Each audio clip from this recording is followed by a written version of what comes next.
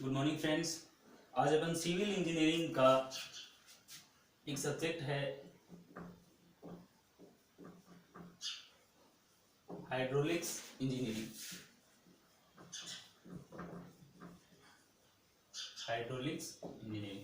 ये civil engineering के 4th semester में है अपने आरटीओ और बीटीयू दोनों में, राजस्थान टेक्निकल यूनिवर्सिटी कोटा और Bikaner technical university Kota.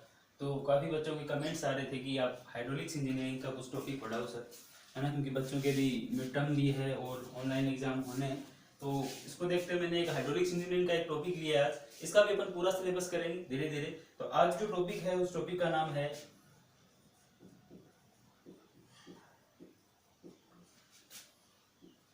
Impact of free jet. Topic का नाम क्या है? Impact of free jet. देखो अपन बेसिक से स्टार्ट करेंगे बिल्कुल, क्योंकि अपना यही एम रहता है कि चीज स्टार्ट कहाँ से हुई है और अपन क्यों पढ़ रहे हैं, वो आपका पढ़ना ज्यादा जरूरी है। क्योंकि आप बहुत सारे सब्जेक्ट पढ़ते हैं, आपको ये भी पता नहीं रहता है कि आप इसे पढ़ क्यों रहे हैं, है ना। तो अपने को ये जानना जरूरी है कि ये इम्पैक्ट ऑफ फ्री जेट पढ़ना क्यों जरूरी है। तो देखो, अगर मैं बात करूं हाइड्रोलिक मशीन, अपन बात करते हैं हाइड्रोलिक मशीन। हाइड्रोलिक मशीन्स, दो टाइप की हाइड्रोलिक मशीन कौन सी होती है? हाइड्रोलिक मशीन बता सकता है कोई? हाइड्रोलिक मशीन कौन सी होती है? जैसे आपने नाम सुना होगा पंप का, टरबाइन का, पावर प्रोड्यूसिंग डिवाइस या पावर कंज्यूमिंग डिवाइस, है ना। तो दो टाइप के आपने बेसिकली पढ़े होंगे, टरबाइन एंड पंप। ये यहाँ मैं बेसिक ऐसे ही बता रहा हूँ थोड़ा सा आपको, कि इससे आप थोड़ा कनेक्ट कर पाओ। जब अपन हाइड्रोलिक मशीन पढ़ेंगे तब मैं आपको अच्छे से कैटेगराइज करके बता दूंगा कि कैसे कैसे अपन कैटेगराइज करते हैं। तो अगर टरबाइन की बात करूंगा तो टरबाइन में भी आपने पढ़े होंगे इम्पल्स, बेसिक मैकेनिकल इंजीनियरिंग में आपने पढ़े होंगे इम्पल्स टरबाइन और रिएक्शन टरबाइन। पंप की बात यहाँ पे नहीं करूंगा मैं बिल्कुल भी। तो impulse turbine and reaction turbine. तो देखो, अगर इम्पल्स टरबाइन में भी अगर मैं बात करूं, एक टरबाइन का नाम सुना होगा आपने, पेल्टन। पेल्टन की इसलिए बात कर रहा हूं क्योंकि इसकी एफिशिएंसी आपको पता होगी। ऐसा नहीं है कि जो ये इम्पैक्ट ऑफ फ्री जेट है वो लगभग सभी टरबाइन में होगा, है ना। अभी जेट के बारे में मैंने कुछ भी नहीं बताया, आप बिल्कुल टेंशन ना ले, है ना। तो अभी इसके बारे में अपन बात करते हैं। तो पेल्टन है, तो पेल्टन टरबाइन में आपको पता होगा, है ना। मैंने अगर पावर प्लांट में आपको बताया पहले भी कि ये आपके पास कोई डैम है ना, और डैम से आप, सॉरी इधर थोड़ा डायग्राम बनाता हूं मैं, यहाँ से आपको क्लियर नहीं होगा।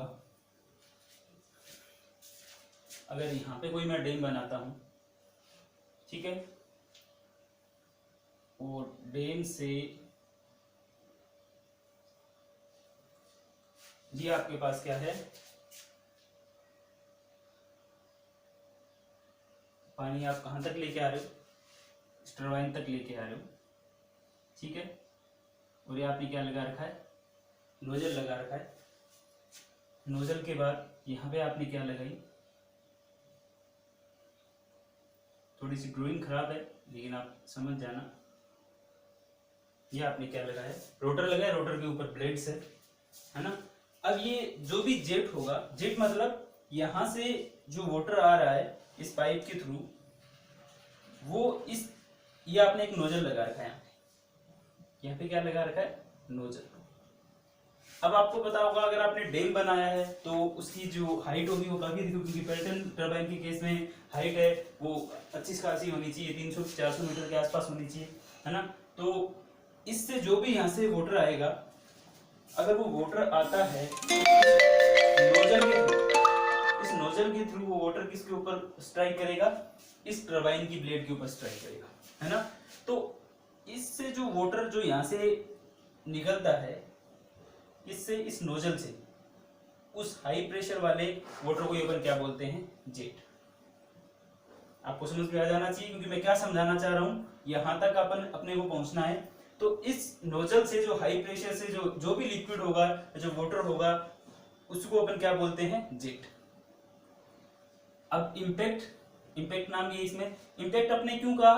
क्योंकि अब ये जो वाटर है, ये वाटर जेट है, ये इस ब्लेड के ऊपर क्या करेगा, इम्पेक्ट करेगा। अगर ये ब्लेड के ऊपर इम्पेक्ट करेगा तो सर अपने को इससे क्या फायदा हो, ये इम्पेक्ट करे कि ना करे। क्योंकि बच्चा अगर ये इम्पेक्ट करेगा इसके ऊपर, इस ब्लेड के ऊपर, आपको पता है अगर मैं पेल्टन टरबाइन की बात करूं तो डबल हेमिस्फेरिकल इसकी ब्लेड की शेप होती है, और अगर ये इम्पेक्ट करता है इसके ऊपर तो ये क्या करेगा, उस ब्लेड को रोटेट करने की कोशिश करेगा, क्योंकि उसके ऊपर फोर्स लगाएगा और कुछ ना कुछ डिस्टेंस होगी उसकी, एंगुलर डिस्टेंस, तो उसको क्या एक टॉर्क जनरेट करेगा, और टॉर्क की वजह से क्या होगा, ये जो आपका रोटर है वो रोटेट करने की कोशिश करेगा। जैसे ये रोटर रोटेट होगा, आपको पता है अगर इसका ये रोटर रोटेट हुआ तो इसके जो शाफ्ट है वो शाफ्ट भी क्या होगी, इस टरबाइन की जो शाफ्ट है वो भी रोटेट होगी, और टरबाइन की शाफ्ट से अपन ने किसकी शाफ्ट कनेक्ट कर रखी है, जनरेटर की शाफ्ट रोटेट कनेक्ट कर रखी है, और टरबाइन की शाफ्ट रोटेट होने से जनरेटर की शाफ्ट रोटेट होगी, और जनरेटर की शाफ्ट रोटेट होने से आपको क्या होगा, इलेक्ट्रिसिटी प्रोड्यूस होगी। तो आपको पता चल गया होगा ये टॉपिक इतना इंपॉर्टेंट क्यों है, क्योंकि ये हाइड्रो पावर प्लांट का टॉपिक है अगर देखा जाए तो।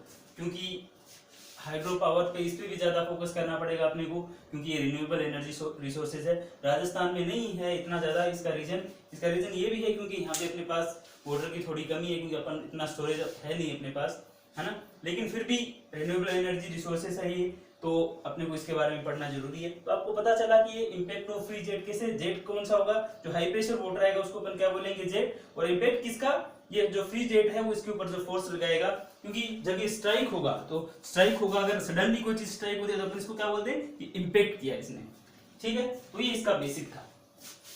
अब अपन देखते हैं, आपको पता चला इम्पैक्ट ऑफ फ्री जेट है क्या।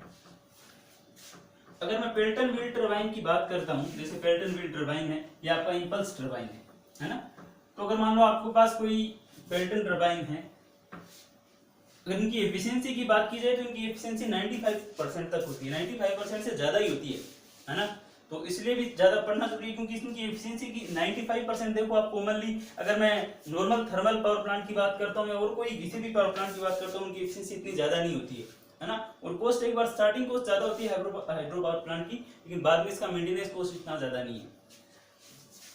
तो पढ़ते हैं अपन फिर। हाँ, तो मैं पेल्टन व्हील टरबाइन की बात कर रहा था कि अगर पेल्टन व्हील टरबाइन, अगर उसकी हाइट मान लो, जो आपने डैम बनाया है या उसकी हाइट, उसके अंदर जो स्टोरेज है वो आपने उसको हाइट दी है 100 मीटर, और अगर 1 मीटर क्यूब पर सेकेंड से आपका डिस्चार्ज हो रहा है, क्योंकि अगर पेल्टन व्हील टरबाइन होता है उसमें डिस्चार्ज लो रखा जाता है ना। तो अगर इतना डिस्चार्ज है तो जो आपके पेल्टन व्हील का रोटर है वो नियरली 250 रिवोल्यूशन पर मिनट, इतने रिवोल्यूशन करता है जो आपका रोटर, उसे अपन अप्रोक्सीमेटली 900 किलोवाट पावर प्रोड्यूस कर सकते हैं। तो आप देख सकते हो पेल्टन व्हील टरबाइन की खूबसूरती, है ना। कि बस इसमें ये है कि आपको जो डैम है उसकी हाइट काफी ज्यादा रखनी है, क्योंकि इसके ऊपर हेड है वो ज्यादा चाहिए अपने को, क्योंकि हेड लगभग अगर 100 मीटर के आसपास है और 1 मीटर क्यूब पर सेकंड के आसपास अगर डिस्चार्ज है तो लगभग 900 किलोवाट आपकी क्या होगी, पावर प्रोड्यूस होगी, है ना। ये थोड़ा नॉलेज था ऐसे ही, इतना ज्यादा, क्योंकि अगर आप टरबाइन पढ़ते हो सिविल इंजीनियरिंग में, आप बाद में भी हाइड्रोलिक मशीन पढ़ोगे तो आपको ये अच्छे से पढ़ाया जाएगा। तो हम बात करते हैं इम्पैक्ट ऑफ फ्री जेट की इसके बाद। तो अब अपने को क्यों पढ़ना है इम्पैक्ट ऑफ फ्री जेट, इसलिए पढ़ना होगा क्योंकि जो भी हाइड्रोलिक मशीन होगी उसके अंदर अगर नोजल, अगर मैं टरबाइन की बात करता हूं तो नोजल के थ्रू वो वाटर जेट स्ट्राइक करेगा उस ब्लेड के ऊपर, उस रोटर के ऊपर जो ब्लेड आपने इंपिंग करी है उसके ऊपर हमेशा ये जेट क्या करेगा, स्ट्राइक करेगा। तो इम्पैक्ट करेगा तो आपको पता होना चाहिए कोई ना कोई फोर्स तो लगाएगा। अगर फोर्स अप्लाई होगा तो उससे टॉर्क प्रोड्यूस होगा, और अगर टॉर्क प्रोड्यूस होगा तो उससे उसको रोटेशन मिलेगा। तो यही अपन चाहते हैं। तो अपने को इस इम्पैक्ट ऑफ फ्री जेट से क्या फाइंड आउट करना है कि कितना इम्पैक्ट लगा, या कितना इस वाटर जेट ने कितना उस ब्लेड के ऊपर फोर्स लगाया, और अगर फोर्स लगाया तो कुछ ना कुछ वर्क डन तो हुआ होगा, वो वर्क डन कितना हुआ, उन दोनों की वैल्यू अपने को क्या करनी है, फाइंड आउट करनी है। ठीक है, तो देखो 2 केस पढ़ते हैं इसमें अपन। अब हो सकता है वो जो आपकी प्लेट है जिसके ऊपर ये फ्री जेट है वो इंपैक्ट कर रहा है, वो प्लेट आपकी स्टेशनरी हो, या हो सकता है वो क्या हो, मूविंग हो।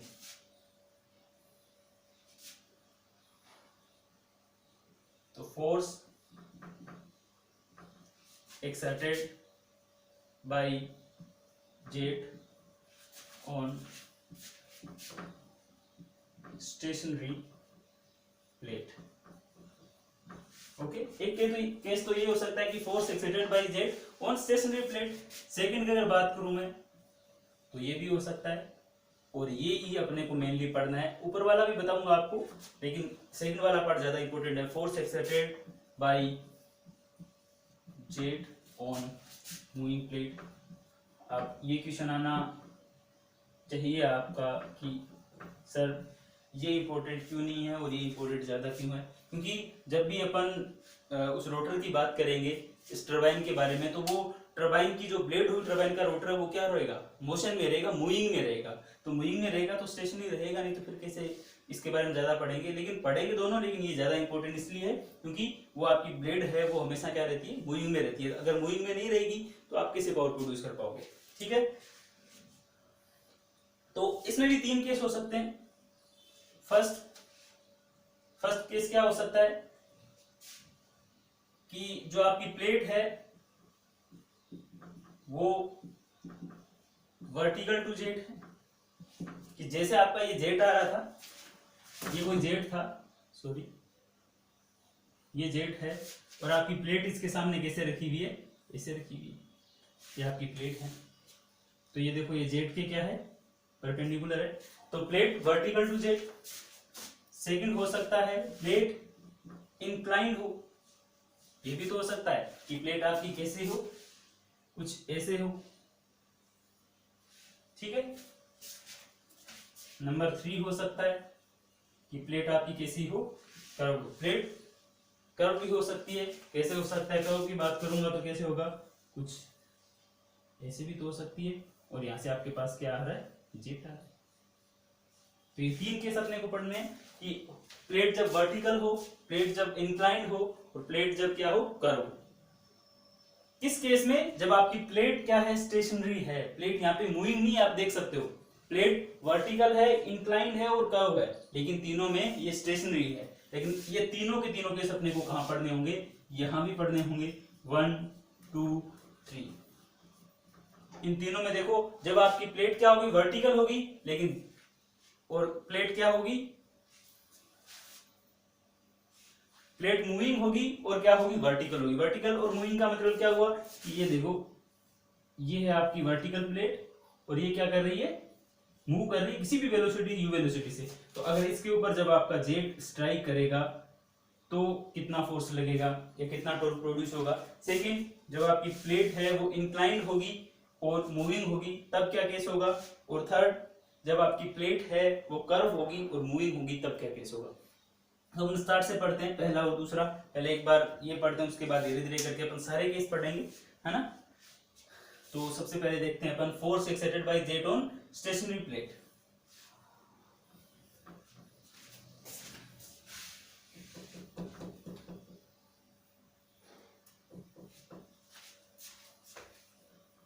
तो ये है आपका फोर्स, बिल्कुल आसान सा कंसेप्ट है। अगर आपकी समझ में आ गया तो आप सारे क्वेश्चन, अच्छे अच्छे न्यूमेरिकल आते हैं इसमें, है ना, वो सब आप कर दोगे। अगर आपकी समझ में नहीं आया तो सबसे बड़ी दिक्कत होगी ये। तो आपका क्या है, force exerted by jet on stationary plate, और प्लेट आपकी क्या है, वर्टिकल टू जेट। तो देखिए, समझने की कोशिश करनी है, बिल्कुल एकदम आपको ध्यान इधर रखना है। ये आपकी कोई भी पाइप है, जहां से भी डैम से ये पाइप आ रही है ना, और उसके बाद आपने यहाँ पे क्या बनाया, इसके नोजल बना दिया। ठीक है, नोजल से आपको पता है क्या आएगा, लिक्विड आएगा। लिक्विड का मतलब अपन वाटर यूज करते हैं। और यहाँ पे आपके पास वर्टिकल प्लेट है, देखो इस जेट के वर्टिकल है, तो आपको पता होगा अगर ये जेट था, जैसे ही जेट इसके ऊपर स्ट्राइक करेगा, उसके बाद इस प्लेट से जो लिक्विड जिस डायरेक्शन में जाएगा, कैसे जाएगा, इस डायरेक्शन में, इस डायरेक्शन में जाएगा। और पहले किस डायरेक्शन से आ रहा था, इस डायरेक्शन से। ठीक है, ये वर्टिकल आ रहा था। अगर बात की जाए, ये जो जेट है या नोजल, नोजल का जितना डायमीटर होगा उतना ही किसका होगा, जेट का होगा। तो डायमीटर आपको पता है डी हो, और इसकी वेलोसिटी क्या हो, कैपिटल वी हो, वी वेलोसिटी से और इस जेट का जो एरिया है, क्रॉस सेक्शनल एरिया कितना है, ये तीनों आपको याद रखना है। v velocity of jet, d diameter of jet और a area of x cross sectional इस डायरेक्शन में। ठीक है, आपको निकालना है कि कितना फोर्स ये जो जेट है कितना फोर्स अप्लाई कर रहा है किसके ऊपर, इस प्लेट के ऊपर। ठीक है, अब आपको निकालना है force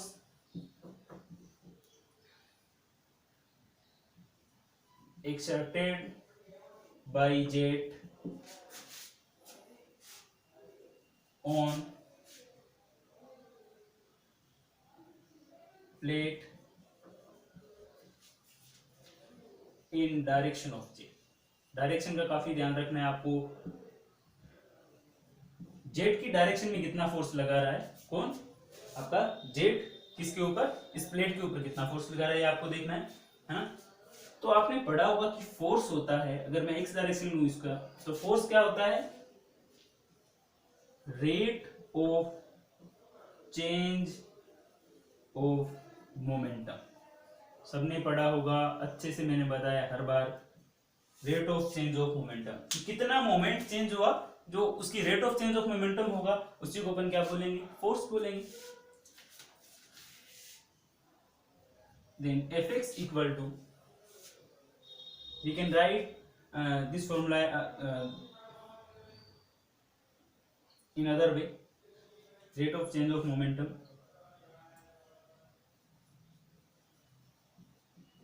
initial momentum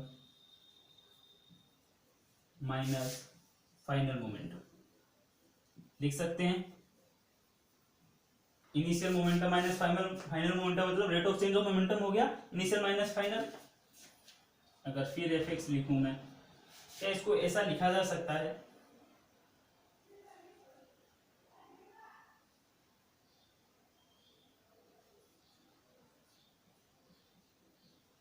sorry, v initial